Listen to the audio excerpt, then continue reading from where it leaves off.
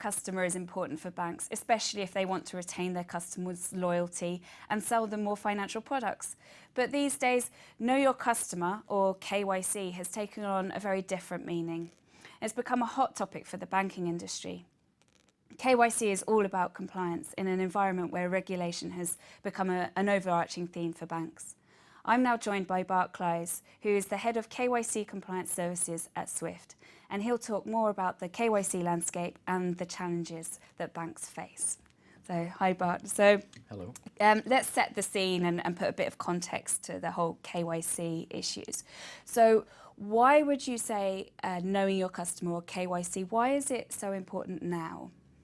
Well, I think first of all, KYC is not new. I think that most of the banks have already dealing with KYC for quite some time. I think what's different is that now there's this notion of risk to which the market is exposed due to money laundering, fraud, and terrorist financing.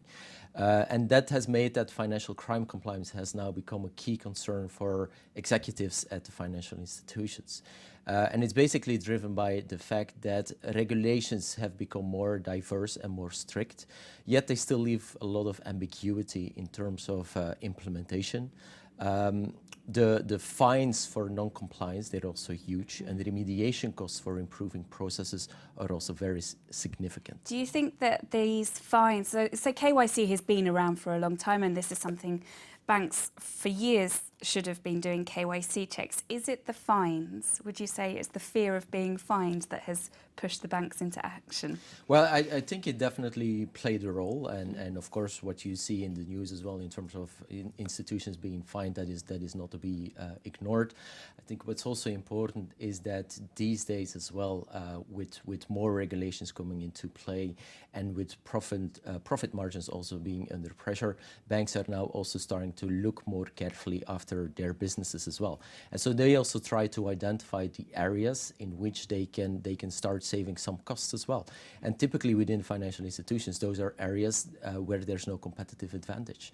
And what we've seen as well is that the feedback that we hear from our community was as well, there is actually no competitive advantage in doing KYC.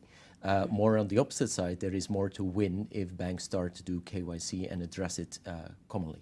So you're talking to a lot of bankers at Swift. You have contact with banks all over the world. So what would you say the big issues, what are the main things they're thinking about at the moment with KYC compliance? I think there's a couple of challenges that we heard in discussion with the banks and that we also try to address through our own initiative, the KYC registry. I think first of all, there is a clear lack of standardization. So the regulatory requirements, they've become more diverse and more strict. So it makes it really difficult for banks to simply comply. And KYC is not something like you would have sanctions compliance, where you can basically have a number of transactions that you would screen against a list of entities. So it's much more complex, and it's also impacting the time that is required to onboard new correspondent banking relationships, which is of course not a good news. That is one. I think secondly, what's also coming into play more and more is the need for additional transparency.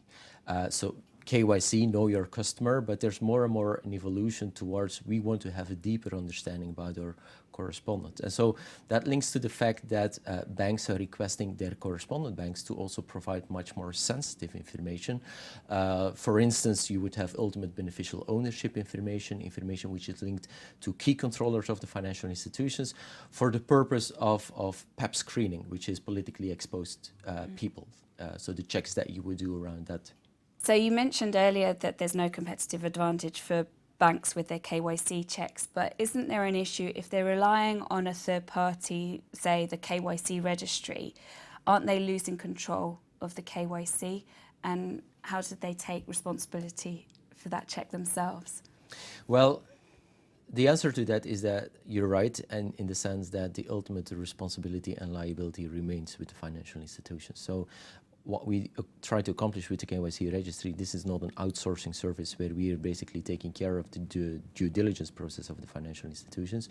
But what we basically want to provide is value-added services that are enabling the banks to deal with financial crime compliance issues in a more effective and in a more efficient way. And I think this applies across the entire compliance roadmap that we've established at Swift, where there is clear expectation from the community that we provide help without actually taking over responsibility and liability.